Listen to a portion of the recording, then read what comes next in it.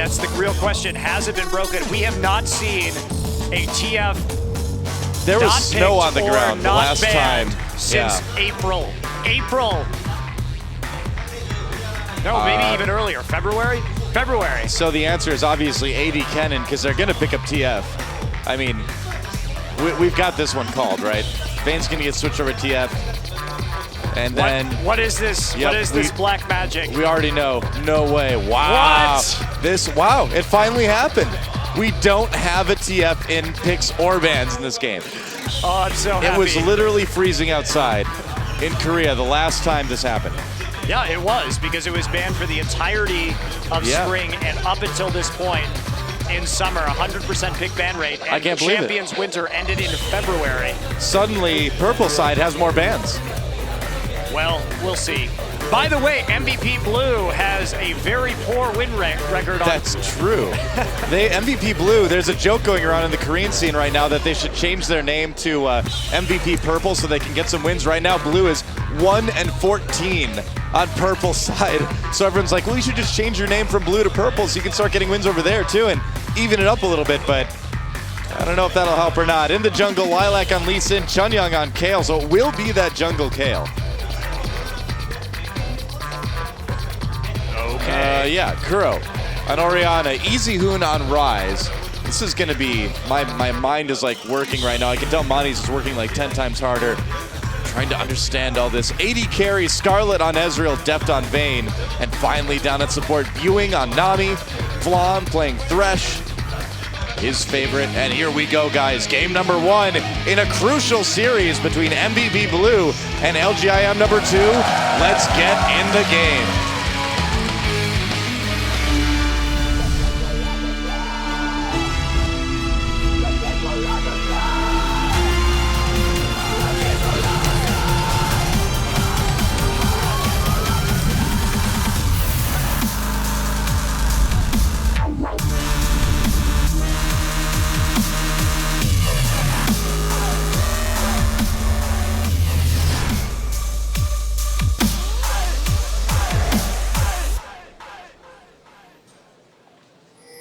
Oh yeah, hopefully you had your headphones or sound systems tuned up for that, guys. Here we go, Group C, Set 1, LGIM2 versus MVP Blue here on Champion Summer with Doe and Monte Cristo. Thanks for joining us, guys. Double Rainbows back in action for you. So intense, just like this game. And I talked to I talked to our producers about that intro video. Yeah. And actually, they drew all of those tattoos on with pen. They weren't Really? added later. Those are all hand-drawn on there and then animated afterwards. So that is so cool. Pretty cool. They really go all out for the intros here at OGN, man. I mean, it's a long tradition to have just insanely cool intros for their esports tournaments. Double wards all the way as well, apparently. The game hasn't even begun and the fans' jaws are already hitting the floor. Well, you can see right here, there are already shenanigans afoot. And MVP Blue, the least predictable team at level 1 in Korea by a long shot. Yeah, they do tend to get a lot of kills early on here. They go wild, they'll hide in brushes, they'll flash walls, all to kill you. I love this. And they are hiding already. So the composition, of course, trying to ult that Vayne or the Rise, depending on who becomes the priority target. Now, MVP Blue going to have problems engaging. They have very, very poor primary engage, and so they're really going to have to rely on that Thresh hook in order to get the advantage. Yeah, they're going to have to do that and maybe kind of count on Chunyoung to come in. See it. That does get revealed. Oh, well. They're going to chase anyway. Maybe go ahead and give that blue buff over to Kale initially. But what do you think about it for an engage? We get Thresh coming in with the death sentence boxes, and then Kale ults him to keep him alive. You're not going to want to ult. Sort of. You're not going to want to ult Thresh. You're going to wait until either Vayne or Rise gets targeted so they can actually do the damage. The thing is, pizza. That's what I smell. It smells so good. So yeah, the Kennen follow-up engage as well. The problem is that LGIM2 actually. Ooh, wow, getting that flash out of PLL early. That's bad. Yeah. The problem with LGIM's comp is that they have such good disengage, they have such good kite, and they have such good peel that due to the lack of primary engage on MVP Blue, it may make it very, very difficult for them to have the kind of team fights that they want. If you ult Thresh, though, he can stay around to get more kills. Right. And that Of course. That should be the priority, really, in my opinion. Well, you got to keep that bloodthirst up. You have to chaos. It's tough to chaos with Thresh. It is. You're just not doing a lot of damage unless you load up that auto attack over time. So I feel like the team really needs to support him in this. And you need to support me in this, Monte Cristo. Kayle ult the Thresh. I love it. That's right. Okay, great. Thank you. It's official. Well, they have no other means of engage, so yeah, we'll see how it happens. I am concerned about MVP Blue here. Right. Kind of need to get some damage done early with this one, it seems like. Yeah, this is a weird comp. Yeah. In the meantime, LJIM #2 fielding a very standard composition here in the Korean meta, but they know the stakes here, and they picked a composition that will be able to play well against what MVP Blue is fielding. Now here's something. Do you feel like the Kayle jungle pick is going to help them keep that bottom turret a lot longer and just get them a very comfortable early first turret with Deft and Flop? It could, but the problem is that Vayne Thresh obviously has that short range. Oh, playing Lilac and PLL. Trading really, really well already. Yeah, PLL he is not doing a good job with the Thresh zones this game. Yeah, not quite yet. It's going to need to kind of tighten things up a little bit. And he is untested yet in Champions. This is his first time in the booth on TV. The nerves have got to be going for this guy right now. Yeah, you can see that they are using that Righteous Spirit from Kayle to clear the lane. So it makes sense. Yeah, I agree, though. It's obviously MVP Blue doesn't have the best lane to fast push with, but in this situation, it is certainly working to their favor, particularly since they did get that early damage onto PLL. Yeah.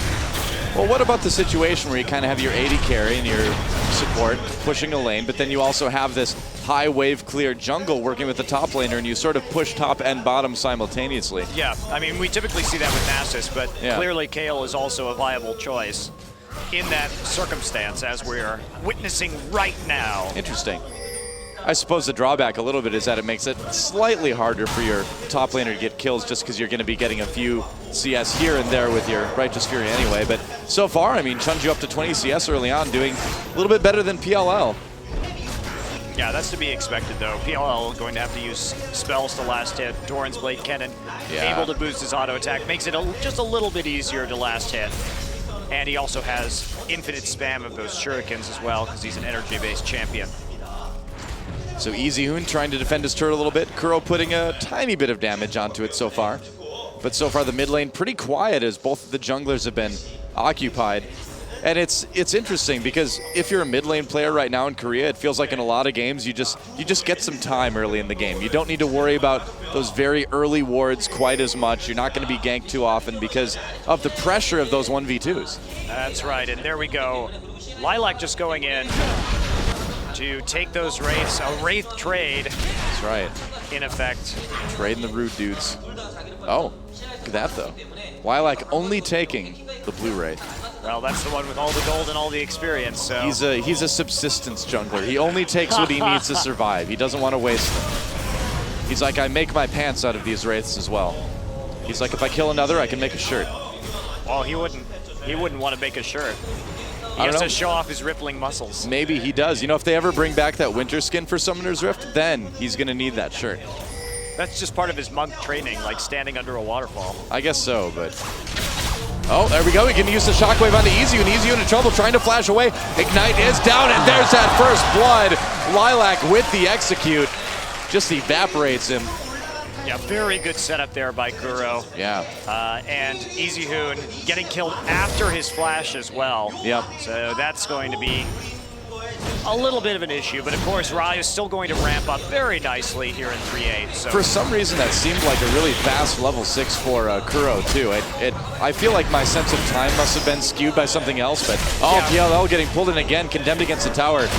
Ouch. For solo laners, usually between 6:30 and 7 minutes is standard for level 6. Yeah. For some reason it just seemed fast to me this game, but obviously I was just distracted. Okay, well, he's hiding up there behind the ward. He knows there's a ward there, and he's not coming around till the last second. Yeah, coming in now. But Kayle is coming down. They see Lilac there, and they should be able to force him out of lane, They just want to take the turret. Smart move by LGIM #2. Yeah. Chunju and Chunyang trying to defend it as best they can. That Righteous Fury helping up quite a bit, but that turret already down to about 2/3 health right now. Yeah, They need to be a bit careful with this. This is more how this lane should be going. Given the long-range poke and threat from Nami Ezreal, they should be the ones getting the turret first. Oh, they do catch Changnyang with that Aqua Prison for a moment. A little bit of damage put onto him. That's very, very nice. And they're just going to let the turret go down. They're going to trade, it looks like, as we see PLL pull back and give the blue buff over to Kuro, helping him out with that leash. EasyHoon not quite having his team's blue buff just yet, but that's going to change in a couple seconds. Yeah, there's not going to be any contest over this either. Just a simple push. Both teams quite okay with just the turret trade. Oh yeah. So the top lane turret going down in favor of MVP Blue, or in favor of LGIM rather. Interesting. And MVP Blue. Interesting. Scarlet and Viewing actually going back to base right now, not pushing that turret any harder, even though they just saw Deft and Flom up in that top lane. Yeah. So they're going to give PLL a little bit of free farm up there and extend the laning phase by a little bit. Yeah, not overplaying their hand. Interesting choice indeed. We'll see if it works out for them. And I feel like with these two teams, given the situation that they're in the groups too, we're going to see a little bit slower, a little bit more passive games out of them. They're going to try to play methodical and just see if they can get some wins. I don't anticipate a lot of risks being taken by either of these teams today. Uh-oh. EasyHoon. Uh-oh, you don't have your flash. Oh, that ball got there nearly in time. MVP Blue taking that dragon in the meantime, or trying to. Dragon a bit low. Are they going to go for it? Leeson thinking about coming in. They don't get the steal. Flop coming in with that box. There's a tidal wave for the disengage. Def doesn't get hit by the Aqua Prison though, and now he's going to be able to just kite around, do tons of damage. They did take out Lilac. Flom flaying in. They're going to be able to get Viewing out of this. It looks like, yeah, just barely taking him down. And EasyHoon getting that double kill. Scarlet waiting till the last minute to arcane shift out of the Dragon Pit. But that critical Aqua Prison by Viewing just barely missing Deft, and he was able to just stutter step his way through that fight, do a lot of damage. Yeah, that was pretty awkward engage actually, and they have to be careful, especially with the Kennen in this game. It was an awkward prison. It was an awkward prison, but they do get the top turret for it, so PLL matching the turret count, and they are going to be able to stay relatively even after this, given the advantage they have in kills overall. Yeah. And, I mean, everything pretty darn even across the board right here. They do have the turret damage advantage in bottom lane as well. So that is going to be A+ for them, but they have to be careful. Let's take a look at that replay. I mean, a little bit of a mistake on the exhaust. It came after most of Ori's damage had come out. A good disengage right here, but Kennen just so dangerous at level 6 in a dragon fight. And with EasyHoon coming in from the rear at full health. The problem is that if you give MVP Blue a lot of these global objectives early, they're just going to ramp faster, and they need a lot of time to ramp as it is, ramp up as Rise and Vayne. You know, I gotta call attention too, I mean, back to Viewing again. He had two crucial, tiny little mistimings in that one, missing that Aqua Prison, but also the tidal wave coming in a little bit late. He had the range to hit everybody, but just waited a little bit too long to do it. If it had hit directly after Shockwave finished, that fight would have been much, much different. Yeah, and this is what they have to do right now. LGIM #2 going for that mid lane turret, and they have the siege, they have the power, they're still waiting for a lot of the power to come in. You can see Vayne not even having that Blade of the Ruined King yet, of course, so they need to use the mana that they have on Scarlet, that Tycaller's Blessing with the extra damage, just to poke, poke, poke, and take objectives, take turrets while they can. Just like that song in Transformers movie. They've got the touch, they've got the power. Yeah, not the Michael Bay Transformers movie. I'm talking about the real Transformers movie. 1986 animated splendor. Not the fake Transformers movie. Yeah, that's right. Not the one where Bumblebee can't talk. What the heck? That's, what in the world? I don't know. I don't get it. They're going to try to chase Kuro here. It's a robot on the run, but there's the Aqua Prison. Not the Aqua Prison, the Ruined Prison. Some kind of prison coming down. Everybody can put in jail this game, I guess. That's right. It's another jail comp. So many prisons. Well, jail on each side. Okay, so that was a really awkward use of Flash by EasyHoon. And the issue is that, again, MVP Blue doesn't have... Oh, Lilac hitting the Q onto... Getting hit by the Q rather than get death sentence again. Hit by multiple Qs, actually. Kale, Thresh. He's going to get away with the safeguard over debuting. But he's got to watch out for those Qs. It's true. He hates standing in line. That's right. So it's a Q of death. That's right. We might have called that that little engagement right there a Q dodge. Oh, yeah. Well, actually, didn't really dodge him, though, did he? He dodged death. Got Q'd. So now the invade begins here for MVP Blue a little bit. LGIM has to keep up the pressure. They will get outscaled in the late game, and you don't want to be in a situation where you have to kite perfectly in order to win. You need to nip this in the bud right now, make sure that they're not going to be able to get a lot of damage, but instead they're just going to lose their bot turret, and so we trade another turret for a turret. Interesting. This game is just progressing so evenly right now. This is going to be one of those crazy games right at the end. This is one of those ones that comes down to that last team fight, I've got a feeling. I mean, LGIM2 is a very good team. They deserve to be in this tournament for sure. They just were unfortunate enough to be stuck in an extremely difficult group with 3 veteran squads. Yeah. Well, they're kind of forced back to their side of the map right now. They're forced back into their own jungle, and I gotta say, MVP Blue having pretty good vision already on that side of the map as well. I mean, if you look at where the wards are, MVP Blue with a huge, huge vision advantage. Yeah, and they've got to deal with it. They have to deal with it right now because MVP Blue knows that they don't have good engage, so they have to make picks and they have to get that vision edge. Right. Because they need to land the death sentence or a flash rune prison or a flash slicing maelstrom. They have to have that flash up, which is why I was saying earlier with EasyHoon, flashing for a single kill, maybe not what you want to be doing right now, because if you can't engage at the right time as a team later on, that can be really devastating. Well, we talked about this before with Thresh as well, is that he's kind of like the new Blitzcrank in that you really need to control map vision to be able to effectively use his grabs. Yeah, he can't grab through walls, so it's not quite the same, but you have to create those picks with certain compositions, and this is one of those compositions where, again, the engage is just, it's more like secondary engage, and so you have, when you are in a situation where you have to use champions with secondary engage as primary engage, you start to have a lot of problems. I mean, LGIM knows this. Look at the map right now. Tons of vision wards going down for them, so they're going to be clearing out the wards from MVP Blue, taking back that map control, and they've done it pretty nicely so far.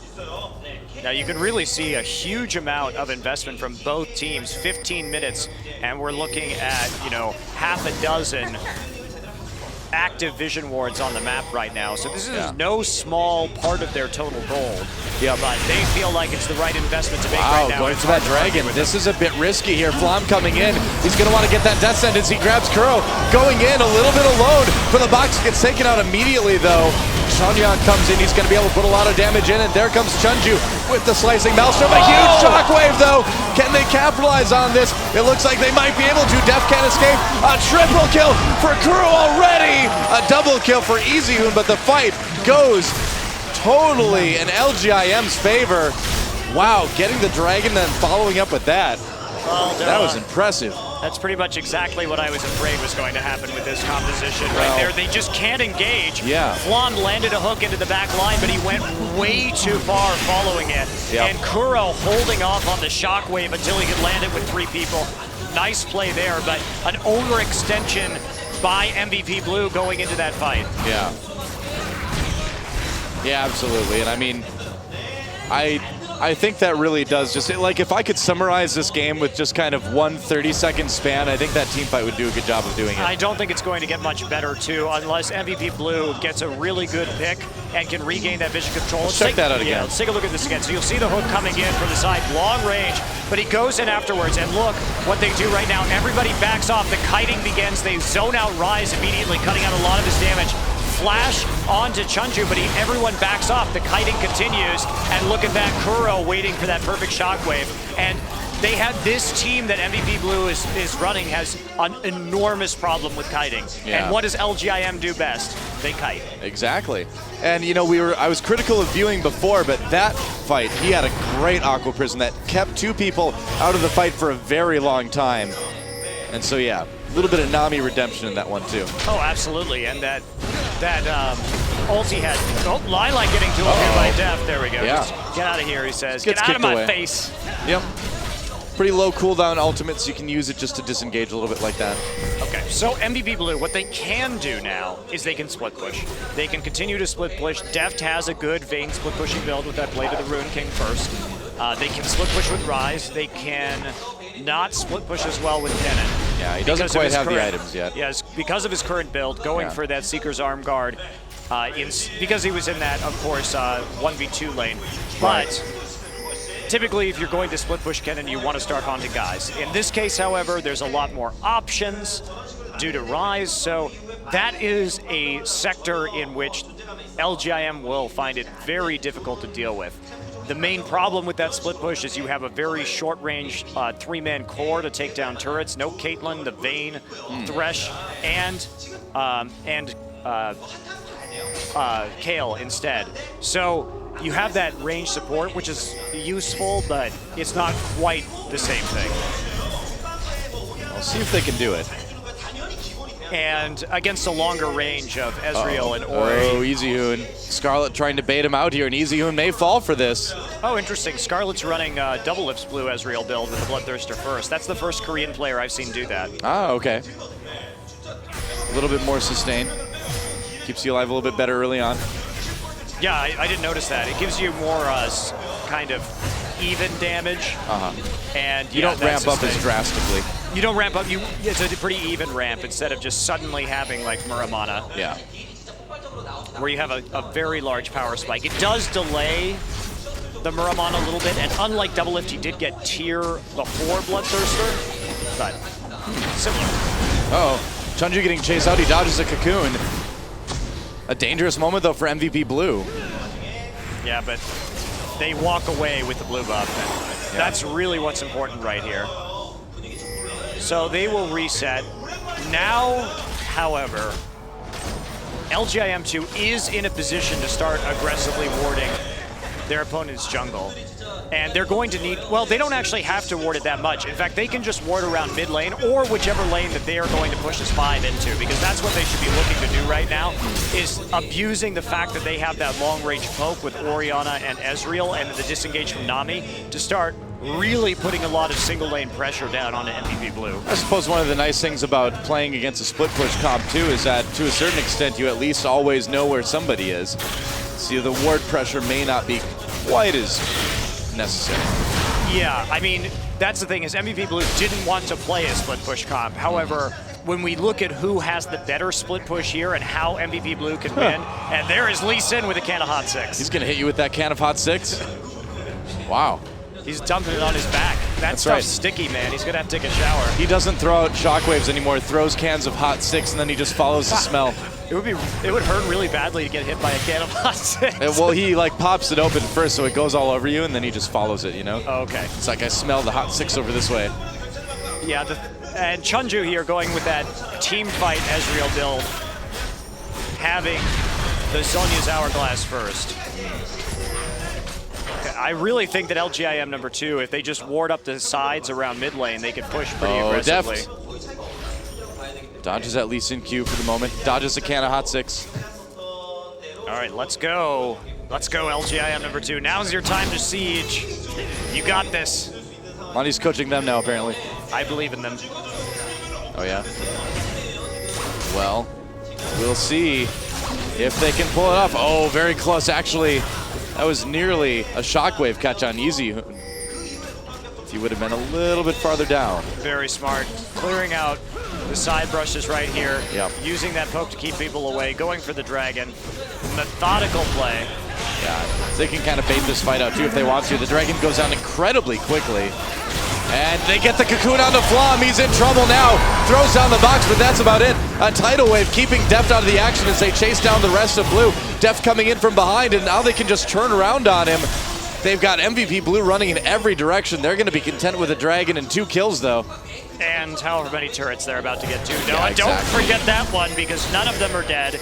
None of them are really even hurt. They could go for Baron, too. Yeah, they certainly can, and that looks like what their plan is going to be. Now, they don't have Smite, so I think it's probably safer to go for turrets right here, but we'll see if their gamble will pay off. A Deft coming down, seeing if they can maybe do anything about this, but yeah, he just can't get close enough. He doesn't have any wards to throw over the wall or anything, and they're getting very close. There's it is. Oh, they nearly hit Easy Hoon with that Aqua Prison, but they do get him with the Cocoon. Easy Hoon absolutely caught like a fly in a web, and PLL following up onto Deft. They're gonna take him down too. Oh, he gets out on the Lantern, pops that barrier just in case. Nice top Elise engage there from PLL, flashing in for the Cocoon and taking a turret as well. LGIM #2, and that Dragon fight, you can't split up if you're MVP Blue. Right. You need to peel for Vayne with Kennen.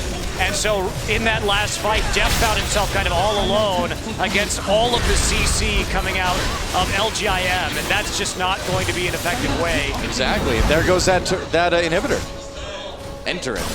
Well, MVP Blue, they had a lot of problems. This composition has a lot of problems. LGIM definitely taking advantage of it too. They've got this game on lockdown. They certainly look like they're on track to get their first point of the season. Oh yeah, MVP Blue got read like a book. They were talking about 24 minutes here. This is where Rise typically starts to get scary, but they're too far behind at this point. Yeah, Yeah, look at this, another good Cocoon. PLL really on point this game. And Chunju gets hit by the Shockwave and then the Tidal Wave to keep him out of the fight, not even getting in close enough to use his ult right there. That was so critical because they need that lockdown in order to take advantage of the single target damage of Rise and Vayne. They have so much CC that they were able to just burst down 2 people in 2 different places at the same time. This is why you do not play this composition, Doa. I guess so. Now we know. Knowing is half the battle. I've heard. Well, Chunju. He's trying so hard to make a pick. It's an awkward place for the wards to be. They can't see each other. Yeah, he also can't make a pick because he just has Zhonya's. He's not about to kill anybody. Hey man, he's got Sork shoes. And look at this too. They already have Runic Bulwark. So the double AP going to do absolutely nothing. Yeah. Iceborne, Gauntlet coming down now as well. Yeah, the kiting continues. Oh, did Lilac get that blue buff? I think he did. No, he did. Oh, no, he didn't. Did he? Yeah, he did, yeah. He got it. Okay. That's what I thought. I wasn't sure if he had that one from before or not. Oh, there's some people trying to recall the bush. Looks like they will have to disengage. A little bit too risky. Guess who's about to get poked, Doa?